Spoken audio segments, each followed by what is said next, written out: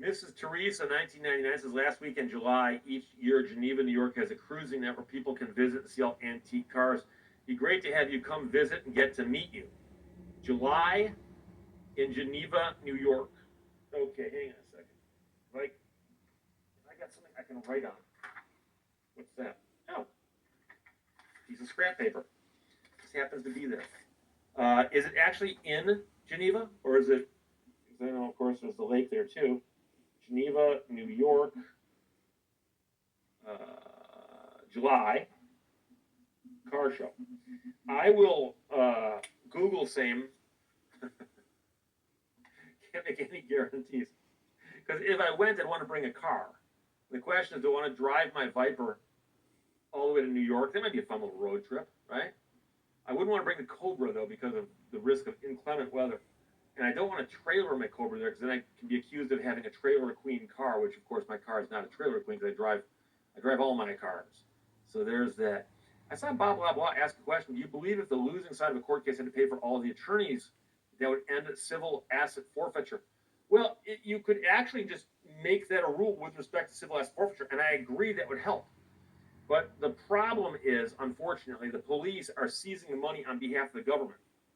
And so if you had to sue to get your money back, it would help you if your attorney fees got paid by the side when you win. But the other side's going to go, we don't care. It's just tax dollars. We don't care. So it might not slow them down any, but it make it easier to get your money back. And David Dominique Fowler is in the house, my friend. Thank you for checking. Hi, Steve. Good morning to you. It's actually afternoon here, so I'm guessing it's evening there. But Mr. Fowler is the guitar player, as I like to say, on the right-hand side of the stage, from the audience perspective, in Aussie Pink Floyd. And in fact, I'm going to show you something really quick. If you have a problem with flashing lights, I'm going to put something on the screen here that you're not going to want to watch. But I actually was shooting video with my phone on occasion during the Aussie Pink Floyd show. Come on. There we go. And there's, how do I do this?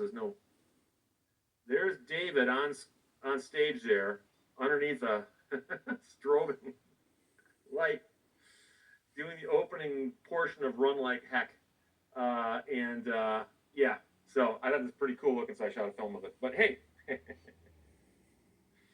I didn't shoot. I'm not one of these guys who sits in an entire concert and films the whole thing. I shot a couple moments of it because I want to have stuff to look back on. I show people occasionally things like that. But David is the guy I hung out with. Graciously let me get backstage at the show at the Corn Exchange, and then also at the Royal Albert Hall the next day. Saw the two shows in a row, met all kinds of neat people. I've met people in the band, but also friends of the band. And then there's a big after-show party at Royal Albert Hall. Got to hang out there as well. It was a great time had by all. And, of course, David is the one who actually showed me around, including the pub Rambler's Rest, where if you weren't a local, you wouldn't know it was there, and I think they did it on purpose. But had a great time in England, and David now has some time off before they start touring again, because the Aussie Pink Floyd show is a machine. Welcome to the machine.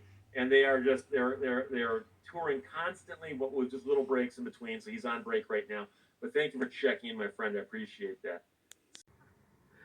Mrs. Teresa, 1999, our house in the middle of the street by Madness. And of course, most people say, you mean the middle of the block? In the middle of the street, I mean, like get hit by a car. Peter Asher, of Peter and Gordon fame, says, you imprint on the songs you hear while late teens and early 20s. Yes and no. I mean, those you probably will remember, but I mean, I've heard all kinds of stuff since then that I've picked up on as well.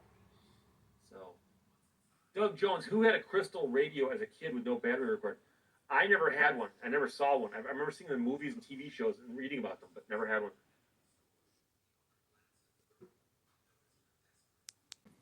And somebody mentions the Subaru Brat with the weird seats in the back that allowed them to call it a four-passenger vehicle as opposed to a pickup truck.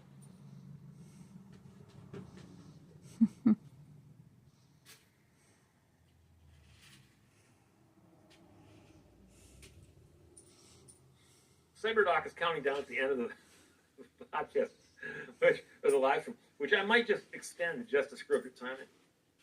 But Bob Blah Blah says, I hate to say it. Good night, Ralph. Good night, Sam.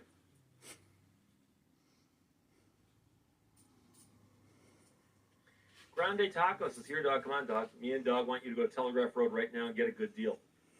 Who is the dealer on that? The old school. It's like Ollie Freder. I get 5 pounds of coffee. I can't beat your best deal. Ollie Freder. Oh, boy. The birds are free. Alexandria, Virginia has a Telegraph Road. Yeah. Prodigal Stranger says Lehto's Law goes into overtime. Yes! Is it sudden death overtime? No. This is Teresa, 1999. Have a great week, Steve. I'll be watching. I appreciate that. Zach says if everybody sends a super chat, he has to stay on the air. It's the law.